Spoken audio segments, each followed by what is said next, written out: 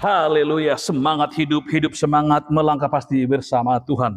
Saudara, hari ini firman Tuhan menyapa kita tentang mengikut Tuhan dengan sepenuh hati.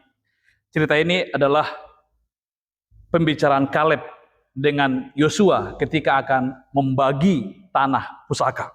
Dari Yosua pasal 14, saya ucapkan kepada kita ayat 7 dan 8. Begini kata firman Tuhan. Aku berumur 40 tahun ketika aku disuruh Musa, hamba Tuhan itu dari Kades Barnea, untuk mengintai negeri ini, dan aku pulang membawa kabar kepadanya yang sejujurnya. Sedang saudara-saudaraku yang bersama-sama pergi ke sana dengan aku membawa kabar yang membuat hati umat tawar hati, tetapi aku mengikut Tuhan Allahku dengan sepenuh hati.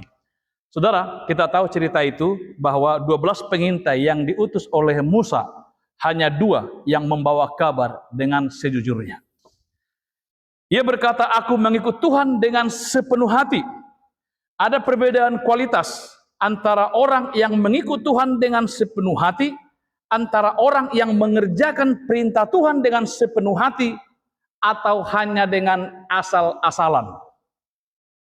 Dan perbedaan itu nampak ketika 10 orang pulang membawa kabar yang membuat tawar hati, sedangkan 2 orang membawa kabar yang sejujurnya, yang dihasilkan dari iman kepada Tuhan. Maka dia berkata kepada kita hari ini, aku membawa kabar pelayanan dengan yang sejujur-jujurnya.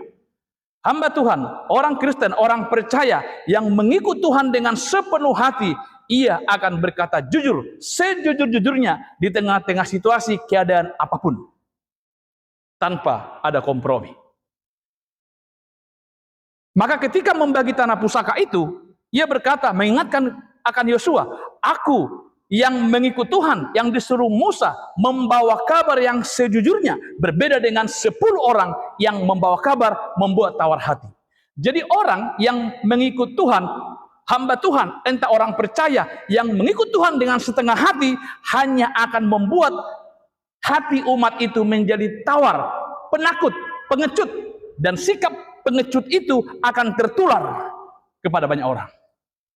Karena itu pesan Tuhan kepada kita hari ini, mengikut Tuhanlah dengan sepenuh hati.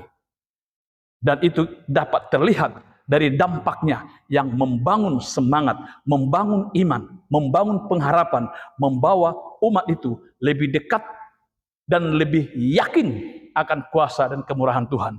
Aku membawa kabar dengan sejujur-jujurnya karena aku mengikut Tuhan dengan sepenuh hati. Mari ikut Tuhan, jangan tanggung-tanggung, jangan separuh-separuh. Ikut Tuhan dengan segenap hati. Haleluya. Amin.